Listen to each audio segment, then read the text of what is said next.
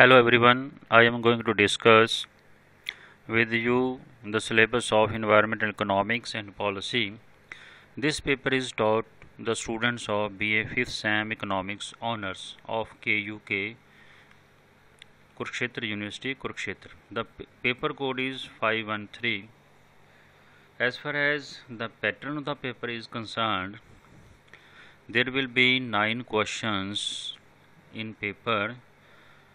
Students are required to attempt 5 questions in all. First question will be compulsory and it will have 10 objective type questions, each carrying 2 marks, uniformly spread over the entire syllabus. Out of the remaining 8 questions, each carrying 15 marks, the candidate will be required to attempt 4 questions selecting from one from each unit. There will be 4 units and there will be 8 questions from units, 2 questions in one unit, 2 in second, 2 in third, 2 in fourth. Students are required to attempt 4 questions selecting one from each unit. जहाँ तक syllabus का सवाल है, syllabus को 4 unit में divide किया गया है। 70 से पहले जितने भी हम मॉडल पढ़ते हैं इकोनॉमिक्स के, आपने पढ़े होंगे या आगे पढ़ेंगे। एडम स्मिथ का मॉडल है, रिकार्डो मॉडल है, जेस मिल का मॉडल है, रॉबिन्सन है और लिविंगस्टीन, बहुत सारे मॉडल हैं जो ग्रोथ के, डेवलपमेंट के मॉडल हैं। वो उन्होंने सभी ने बात इकोनॉमिक ग्रोथ की है। सबसे पहले जो टर्म आई थी इकोनॉमिक ग्रोथ आई थी। तो इकोनॉमिक ग्रोथ का मतलब है, क्योंकि हमारे पास समस्या ये थी कि हम इकोनॉमिकली कैसे ग्रो करें, हम अपने रिसोर्सेज का यूज़ करें, हम कैसे अपने इनकम, अपने लाइवलीहुड को जनरेट करें। तो इकोनॉमिक ग्रोथ की प्रॉब्लम थी। तो इकोनॉमिक ग्रोथ से रिलेटेड मॉडल डेवलप किए गए। इकोनॉमिक ग्रोथ का मतलब होता है increase in per capita income but irrespective of equal distribution. Economy के अंदर डिस्ट्रीब्यूशन इनकम का, लाइवलीहुड का इक्वल हो चाहे ना हो, लेकिन ओवरऑल जो है पर कैपिटा इनकम अगर इंक्रीज होती है तो हम कहेंगे कि इकॉनमी ग्रो कर रही है। 10 लोग हैं, 10 लोगों में 2 की इनकम बढ़ गई है, 8 की नहीं बढ़ी। कंपैरिजन करें प्रीवियस ईयर का और प्रेजेंट ईयर का, तो हम कहेंगे अगर इनकम बढ़ जाती है 2 लोगों की वजह से भी टोटल, तो पर कैपिटा इनकम अगर बढ़ती है तो हम कहेंगे इकॉनमी ग्रो कर गई। लेकिन पिक्चर कुछ और है। पिक्चर में जो क्लियर दिख रहा है वो है 2 लोगों की इनकम बढ़ रही है लेकिन दूसरे लोगों की इनकम नहीं बढ़ रही, डिस्पैरिटी बढ़ गई। तो धीरे धीरे समस्या उत्पन्न हुई कि इस डिस्पैरिटी को कैसे ख़त्म किया जाए। तो नई टर्म आई डेवलपमेंट, विकास। उसमें क्या होता है, इकॉनमी ग्रो भी करे लेकिन with equal distribution, increase in. तो डेफिनेशन है, जनरल डेफिनेशन है, increase in per capita income but with equal distribution. Distribution economy में जो कास्ट क्रीड है, जो हैव्स हैव नॉट्स हैं, उनमें डिस्ट्रीब्यूशन इक्वल होना चाहिए, तभी हम मानेंगे इकॉनमी ग्रो कर रही है। कहीं ना कहीं ये बात हैप्पीनेस से भी जुड़ी होगी कि लोगों के पास अगर पैसा बढ़ेगा तो वो खुशहाल होंगे। सभी के पास बढ़ेगा, कुछ लोगों के पास नहीं, सभी के पास बढ़ेगा तो खुशहाल होंगे वो। अगर खुशहाल होंगे वो, तभी हम कह सकते हैं हम इकोनॉमिकली विकास कर रहे हैं। तो इन सभी बातों में हमें इतना रिसोर्सेज का अपना यूज़ किया, इतना उनका एक्सप्लॉइट किया है। अब रिसोर्सेज जो हैं, कैपिटल को हम 4 पार्ट्स में डिवाइड कर सकते हैं। बेसिकली हम 3 में करते हैं। फिजिकल कैपिटल है, नेचुरल कैपिटल है आपके पास, और ह्यूमन कैपिटल है। एक होती है सोशल कैपिटल। तीन कैपिटल हैं, तीनों का तुम्हें पता है। तो चौथा जो है वो है social capital. Physical capital resources, natural capital natural resources, और ह्यूमन कैपिटल ह्यूमन रिसोर्सेज जो हमारे पास हैं, स्किल्स क्या हैं। फोर्थ है सोशल, हमारे रिलेशंस कैसे हैं, बॉन्डिंग्स कैसी हैं। आपकी पॉकेट में कोई पैसा नहीं है लेकिन आपके पास दिमाग है, आपके पास दिमाग, 2 चीज़ें, दिमाग आ गया लेकिन आपके कहीं रिलेशन ही नहीं है तो आप अपने दिमाग का भी इस्तेमाल नहीं कर पाएंगे।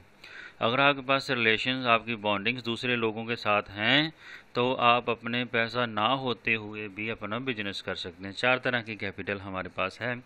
तो हमने इनका चीज़ों का बहुत यूज़ किया, लेकिन एक इतना यूज़ कर लिया हमने, इतना ग्रो कर लिया कि जो नेचुरल रिसोर्सेज थे वो उनका इतना एक्सप्लॉइट किया गया, इतना एक्सप्लॉइटेशन हो गया, तो धीरे धीरे प्रॉब्लम आ गई कि प्रेजेंट जनरेशन जो है उसके पास तो इनकम आती जा रही है, लेकिन फ्यूचर में अगर हम इसी तरह से इसी रेट से ग्रो करते गए, इसी तरह से हमने नेचुरल रिसोर्सेज को एक्सप्लॉइट किया, तो आने वाले समय में जो नेक्स्ट जनरेशन है उनको तो ये रिसोर्सेज नहीं मिलेंगे इस कंडीशन में। तो नई टर्म का विकास 70s के बाद कि इकॉनमी जो है वो सस्टेन करनी चाहिए, तो नई टर्म आई सस्टेनेबल डेवलपमेंट।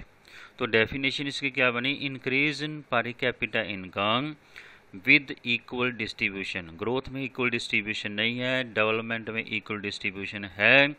और थर्ड टर्म नेक्स्ट आई है सस्टेनेबल डेवलपमेंट, उसमें क्या है, पर increase in per capita income with equal distribution for present generation as well as future generation. जो प्रेजेंट जनरेशन है उसके लिए भी इक्वल होना चाहिए, फ्यूचर के लिए भी। जो आज की जनरेशन है उसको जो रिसोर्सेज जिस कंडीशन में मिल रहे हैं फ्यूचर में भी उनको वैसे मिलने चाहिए, लेकिन ऐसा हो नहीं रहा। हमें पता है, हम देखते हैं कि हाँ, हमें जो आज की गुड्स मिल रही हैं ये 20 साल पहले 30 साल पहले चले जाओ, जो हमारे पेरेंट्स को, हमारे ग्रैंड पेरेंट्स को जो गुड्स अवेलेबल होती थी, जो इन्वायरमेंट अवेलेबल था, जो अमेनिटीज़ अवेलेबल थी, वो आज नहीं हैं। ईटेबल्स हैं, खाने की चीज़ें हैं, जितनी प्योर मात्रा में वो मिलती थी, अब क्वालिटी में मिलती थी, अब वो नहीं हैं। ऐसे ही है इन्वायरमेंट, एयर है, वाटर रिसोर्सेज हैं, मिनरल्स हैं, ये सारी चीज़ें जो पहले किस कंडीशन में थी आज वो नहीं है। इसका मतलब जो हम ग्रो कर रहे हैं वो एक इन्वायरमेंट को साइड में रख के कर रहे हैं। But economics can't be run in black box. Economy जो है ब्लैक बॉक्स में रन नहीं की जा सकती। इसका मतलब क्या हुआ, इकॉनमी के लिए इन्वायरमेंट का होना ज़रूरी है, इकॉनमी को स्पेस चाहिए, इकॉनमी को नेचुरल रिसोर्सेज चाहिए, इकॉनमी को प्रोडक्शन प्रोसेस के दौरान जो वेस्टेज हुई है उसको एसिमिलेट करने के लिए, उसको एब्जॉर्ब करने के लिए स्पेस चाहिए। ये सारी तीनों चीज़ें जो कौन प्रोवाइड करता है, इन्वायरमेंट प्रोवाइड करता है। अगर इन्वायरमेंट नहीं होगा तो ब्लैक बॉक्स के अंदर हम इकॉनमी को रन नहीं कर सकते। तो धीरे धीरे अब ये डेवलप करना शुरू हुआ कि हम जब मॉडल प्रिपेयर करेंगे, इकॉनमी का ग्रो करेंगे, तो इन्वायरमेंट को साथ में कंसीडर करना है। तो ये इसकी जस्टिफिकेशन है why we study this paper. हमें क्यों पढ़ना है इस पेपर को, एक ऑब्जेक्टिव है इकोनॉमिस्ट का। इकोनॉमिस्ट जो है हम पढ़ते हैं माइक्रो इकोनॉमिक्स की जो नेचर है वो पॉजिटिव भी है और नॉर्मेटिव भी है। तो इकोनॉमिस्ट का काम सिर्फ पॉजिटिव करना नहीं है, सिर्फ थ्योरी डेवलप करना नहीं है, रिलेशन बताना नहीं है, कॉज एंड इफेक्ट बताना नहीं है, उसका काम सुजेशन देना भी है। वो इकोनॉमिकली सुजेशन भी देगा, वो इन्वायरमेंटली भी सुजेशन देगा। वो ये बताएगा कि ये हम प्रोडक्शन प्रोसेस करते हैं फॉलो, इन्वायरमेंट का इतना हार्म होगा, इतना नुकसान होगा, इतना नहीं होगा। तो हमें इन्वायरमेंट को प्रोटेक्ट करना है, क्योंकि फ्यूचर जनरेशन जो है, हम वर्ड यूज़ करते हैं inter generation and intra generation. Equity should be there between inter and intra, within generation and between generations. Within generations का मतलब है एट प्रेजेंट जो 3 जनरेशन चल रही हैं उनमें भी नेचुरल रिसोर्सेज जो हैं वो प्रॉपर मिलने चाहिए, और बिटवीन प्रेजेंट फुल टाइम और फ्यूचर फुल टाइम जनरेशन, इनको भी रिसोर्सेज उसी कंडीशन में मिलने चाहिए जो आज हमें मिल रहे हैं। धीरे धीरे डिटेरियोरेशन हो रहा है। गंगा को पूजा जाता था, अमृत था, लेकिन धीरे धीरे उसके अंदर पोल्यूशन। किसके लिए, इकॉनमी ग्रो कर रहे हैं।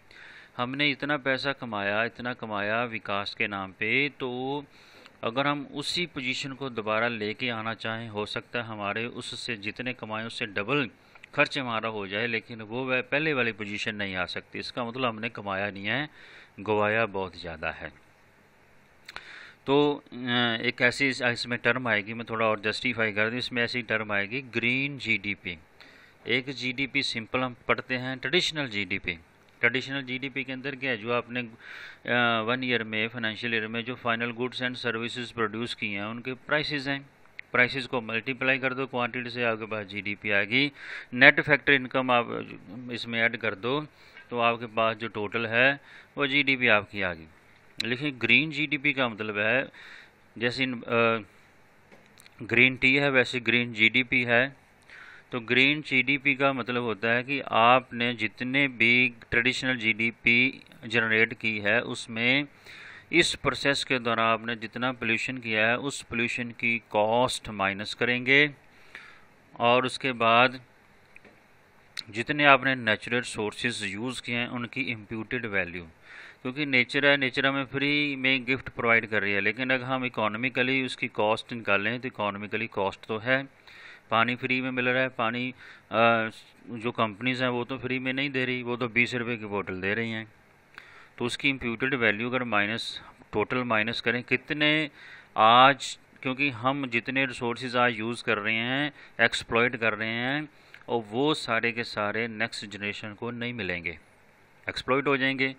तभी तो हम कहते हैं ना 20 तक, 22 तक, 25 तक पानी ख़त्म हो जाएगा। इसका मतलब है नेक्स्ट जनरेशन को वो क्वालिटी, वो क्वांटिटी नहीं मिलेगी जो आज यूज़ हो रही है। इसलिए हमें क्या करना चाहिए, उसकी इम्प्यूटेड वैल्यू माइनस करनी चाहिए। वो माइनस करेंगे, पोल्यूशन कॉस्ट माइनस करेंगे, दो चीज़ें माइनस कर देंगे।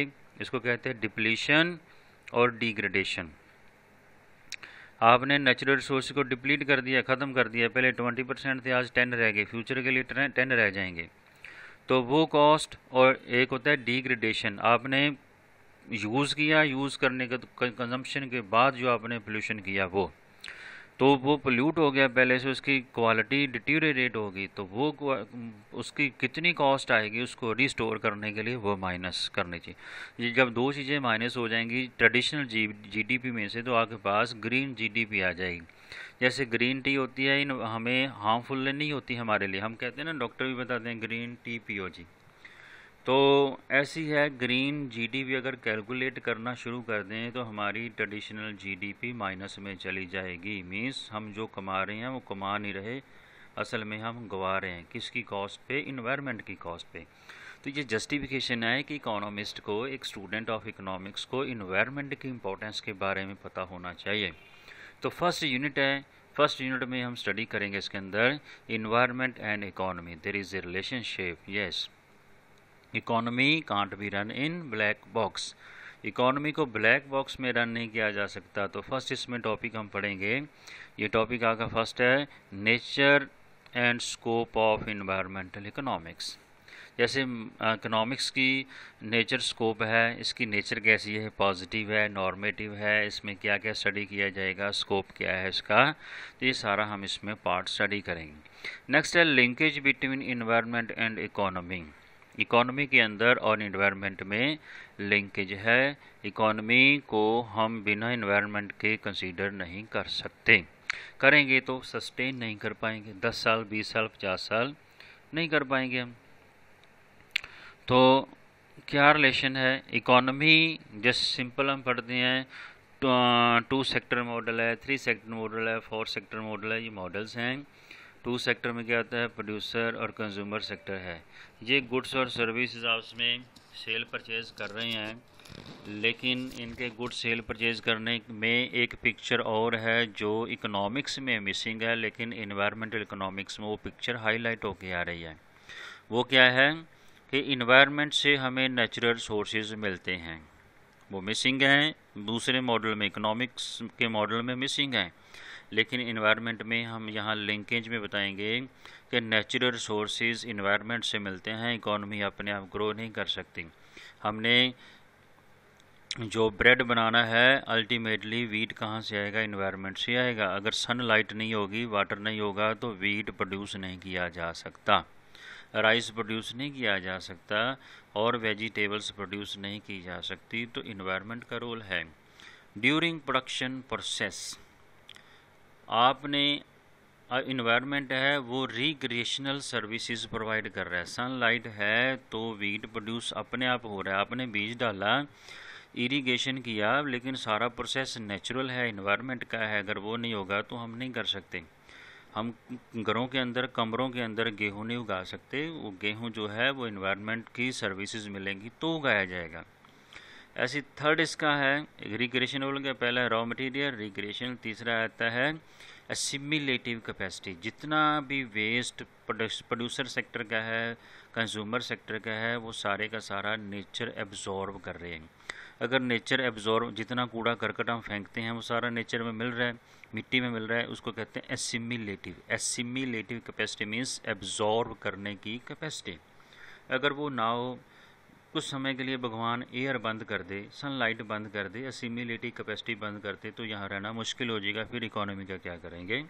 इन्वायरमेंट बिना इकोनॉमी के रन नहीं हो सकता। असिमिलेटिव कैपेसिटी है। देखो कितनी डेड बॉडीज़ हैं पशु पक्षियों की, वहाँ ज़मीन पे गिरती हैं लेकिन मिट्टी में मिल जाती हैं। अगर मिट्टी उसको एब्जॉर्ब नहीं करेगी तो अब तक तो इन डेड बॉडीज़ के और जितना वेस्टेज इनके तो पहाड़ खड़े हो जाते हैं, जैसे दिल्ली में हो गए हैं। वो इसी वजह से है, वहाँ असिमिलेटिव एक नेचर की कैपेसिटी होती है। उस कैपेसिटी से ज़्यादा अगर पोल्यूशन कर दिया आपने, हार्वेस्टिंग, और दूसरा होता है जो ग्रोथ बढ़ गई है। पोल्यूशन की बात कर रहा हूँ यहाँ, पोल्यूशन बहुत ज़्यादा बढ़ गया, लेकिन जो उसकी कैपेसिटी है नेचर की, वो एक लिमिट तक है। अगर हम उस कैपेसिटी को ध्यान में रख के पोल्यूशन करेंगे तो हम सस्टेन करेंगे। अगर वो उसकी कैपेसिटी को ध्यान में नहीं रखेंगे तो एक ऐसा टाइम आ जाएगा पोल्यूशन बहुत ज़्यादा बढ़ जाएगा, नेचर उसको एब्जॉर्ब नहीं कर पाएगी। थर्ड पॉइंट है population and environment linkage. Population का एनवायरनमेंट के साथ लिंकेज है। आगे हम करेंगे कुजनेट कर्व। तो ये लिंकेज बता रहे हैं कुछ, क्या बताया कि पॉपुलेशन जो है ऑप्टिमल होनी चाहिए। एक ओवर ऑप्टिमल होती है, एक अंडर ऑप्टिमल होती है, एक ऑप्टिमम पॉपुलेशन होती है। ऑप्टिमम का मतलब जहाँ पर कैपिटा इनकम मैक्सिमम होगी। मैं इसको ग्राफ से आगे जब हम टॉपिक डिस्कस करेंगे तो बताऊंगा मैं। तो ऑप्टिमम का मतलब है पर कैपिटा इनकम मैक्सिमम। जब आपकी बेसिक नीड्स पूरी हैं तो आप इन्वायरमेंट के बारे में सोच सकते हैं। जब बेसिक नीड्स ही पूरी नहीं है आपकी, रोटी कपड़ा मकान की आपके पास ज़रूरतें नहीं है, तो आप इन्वायरमेंट को थोड़ी कंसीडर करेंगे। आप पेड़ नहीं लगाएंगे, आप पेड़ काटेंगे। किसके लिए? आग जलाने के लिए। आग जलाओगे तो पोल्यूशन होगा, तो आपको तो अपनी भूख मिटानी है, पोल्यूशन से थोड़ी क्या लेना है। तो आप क्या करेंगे? इन्वायरमेंट को कभी भी कंसीडर नहीं करें। क्यों? क्योंकि आपकी बेसिक नीड्स पूरी नहीं है। जब बेसिक नीड्स पूरी होंगी पॉपुलेशन की, पॉपुलेशन कंट्रोल्ड होगी, ऑप्टिमम होगी, तो इन्वायरमेंट को प्रोटेक्ट करेगी। इन्वायरमेंट प्रोटेक्ट होगा तो इकोनॉमी सही चलेगी। इकोनॉमी सही चलेगी तो हैप्पीनेस इंडेक्स ऑटोमेटिकली बढ़ेगा। पैसे बहुत हों लेकिन सांस लेने का इन्वायरमेंट नहीं है तो पैसे किस काम के? तो ये हम सारा पार्ट इसमें स्टडी करेंगे। उसके बाद आता है सेकंड यूनिट है मार्केट फेलियर। इसकी जो इम्पोर्टेंस है इन्वायरमेंट की, क्योंकि हम एक टर्म पढ़ के आए हैं पिछली क्लासेस में, पेरेटो ऑप्टिमैलिटी और परफेक्ट कंपटीशन। पेरेटो ऑप्टिमैलिटी का मतलब होता है बेस्ट सिचुएशन है जिसमें सोशल वेलफेयर मैक्सिमम पॉइंट पर है। अगर एक बेटर ऑफ है, एक वर्स ऑफ नहीं है, एक बेटर ऑफ हो रहा है तो ये इंक्रीज़ है। लेकिन जब ये इम्पॉसिबल हो जाए किसी को बेटर ऑफ करना without making others worse off, तो उसको मैक्सिमम कहते हैं, पेरेटो ऑप्टिमैलिटी कहते हैं। पेरेटो ऑप्टिमैलिटी कंडीशन पर बेस्ड है कि एक्सटर्नैलिटीज़ नहीं होनी चाहिए। एक्सटर्नैलिटीज़ का मतलब है external effect in production and consumption. मैं कोई कमोडिटी कंज्यूम कर रहा हूँ तो मेरे कंजम्पशन से थर्ड पार्टी को, तीसरे आदमी को कोई इफ़ेक्ट नहीं होना चाहिए। अगर वो इफ़ेक्ट हो रहा है वो एक्सटर्नल है, वो नेगेटिव भी हो सकता है, वो पॉजिटिव भी हो सकता है। तो जब ऐसा जो है, जो मार्केट मैकेनिज़्म है, डिमांड और सप्लाई का रोल है। डिमांड और सप्लाई जो है वो सिग्नल प्रोवाइड कर रहा है। डिमांड और सप्लाई जहाँ क्रॉस करते हैं वो सिग्नल प्रोवाइड करता है कि आपका जो प्राइसेस है ये इस प्राइसेस पर जो मार्केट क्लियर हो रही है। लेकिन जब मार्केट जब एक्सटर्नलिटीज़ होंगी तो वो सिग्नल प्रोवाइड नहीं करे। एक्सटर्नल इफेक्ट को वो मार्केट मैकेनिज़्म प्रोवाइड शो नहीं करता। वहाँ पर क्या आ जाता है, वो किस कारण होता है? Incomplete market. मार्केट कंप्लीट कब होती है? When both producer and seller and buyer दोनों क्या हैं? सेटिस्फाइड हैं। तो जब वो सेटिस्फाइड हैं तो मार्केट सिस्टम कंप्लीट है, जब वो सेटिस्फाइड नहीं है तो मार्केट सिस्टम इनकम्प्लीट है। वो किस वजह से है? वो एक्सटर्नैलिटीज़ की वजह से है, और वो नॉन एक्सक्लूजन की वजह से है, वो नॉन राइवलरी की वजह से है, नॉन कन्वेक्सिटी और असिमेट्रिक, ये सारे के सारे कारण हैं। ये कारण क्यों हैं? क्योंकि इन्वायरमेंट जो होता है हमारा वो है पब्लिक गुड। प्राइवेट गुड्स होती हैं, पब्लिक गुड्स होती हैं। प्राइवेट को यूज़ करूँगा मैं, प्राइवेट कमोडिटी को, गुड को, तो मैं दूसरों को एक्सक्लूड करता हूँ। एक्सक्लूजन प्रिंसिपल अप्लाई होता है, राइवलरी प्रिंसिपल अप्लाई होता है, लेकिन पब्लिक गुड्स के अंदर एक्सक्लूड नहीं किया जा सकता है। नॉन राइवलरी गुड्स हैं, मैं भी कंज्यूम कर सकता हूँ, आप भी कर सकते हैं। राइट है, हम किसी को एक्सक्लूड नहीं कर सकते। पब्लिक हॉस्पिटल है, कोई भी आ जा सकता है। पब्लिक प्लेस है, कोई भी आ जा सकता है, यूज़ कर सकता है, हम एक्सक्लूड नहीं कर सकते। जब ऐसा होता है तो एक बड़ी समस्या पैदा होती है जिसको कहते हैं फ्री राइडिंग। फ्री राइडिंग का होता है बिना पे किए आप राइड करो, सवारी करो। तो पब्लिक गुड्स में ऐसा ही तो हो रहा है। तो हम अगर कॉलेजेस की बात करें तो जिन स्टूडेंट्स ने फ़ीस पे की है वो कॉलेज में आ सकते हैं, उनको ऑथोराइज़ किया है। लेकिन जब आउटसाइडर आते हैं वो फ्री राइडर हैं, बिना पे किए कॉलेज में घूम गए, कैंटीन में घूम गए, वो फ्री राइडर हैं। जो फ्री राइडिंग होगी तो क्या होगी? मार्केट सिस्टम फेल है। स्टूडेंट्स तो 2000 हैं, 2000 को फैसिलिटी मिलनी चाहिए, लेकिन 2000 की बजाय 100 लोग और फैसिलिटी अवेल कर गए, तो ये क्या है? सिस्टम फेल हो जाना। तो इन्वायरमेंटल गुड्स में सिस्टम इजीली फेल हो जाता है, क्योंकि एक और टर्म आती है प्रॉपर्टी राइट्स। प्रॉपर्टी राइट्स अगर डिफाइंड हैं तो कोई प्रॉब्लम नहीं है, नहीं है तो मार्केट सिस्टम फेल हो जाता है। सेकंड यूनिट में हम इससे रिलेटेड सारा स्टडी करेंगे।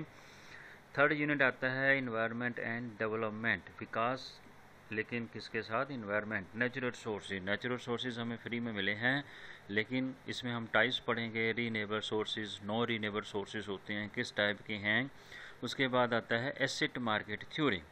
जैसे एसेट्स में हम पैसा लगाते हैं कंपैरिजन करके, किस में कितना पैसा लगाना है, रिटर्न मिलनी है।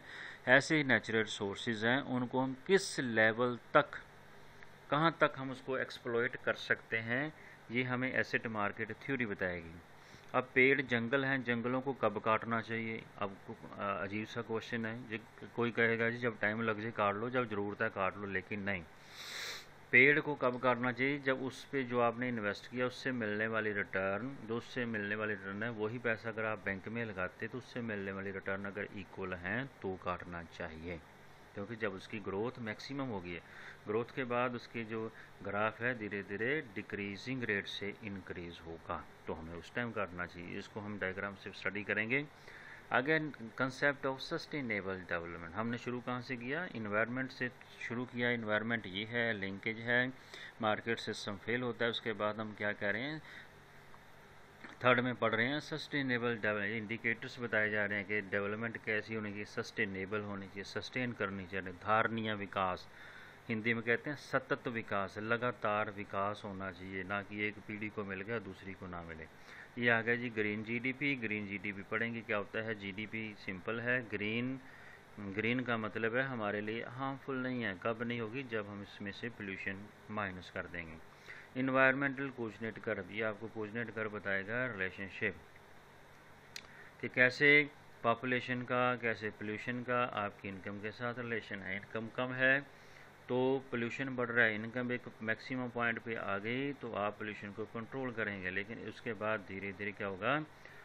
मैक्सिमम पॉइंट पे चला जाए। जब इंडस्ट्री, एग्रेरियन है, एग्रीकल्चर के बाद इंडस्ट्री सेक्टर आ गया, इंडस्ट्री के बाद धीरे धीरे हम शिफ्ट कर जाएंगे सर्विस सेक्टर की तरफ, वाइट कॉलर जॉब की तरफ। तो इन्वायरमेंट जो है वो प्रोटेक्टेड होगा, इनकम और जनरेट होगी।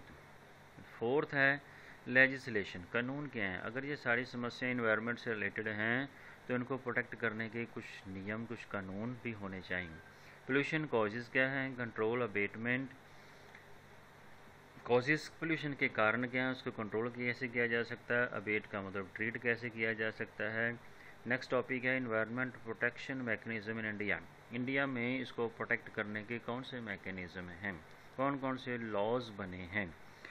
1986 इन्वायरमेंटल प्रोटेक्शन एक्ट है, वो स्टडी करेंगे। उससे रिलेटेड है एयर है, वाटर है, वाइल्ड लाइफ है, इनसे रिलेटेड जो हैं लॉज हैं, इनमें क्या क्या प्रोविज़न्स होते हैं, क्या पनिशमेंट है, कितना फ़ाइन है, कैसे प्रोटेक्ट करना होता है, ये सारे हम इसके अंदर स्टडी करेंगे। नेक्स्ट है ग्लोबल इन्वायरमेंटल इश्यूज़।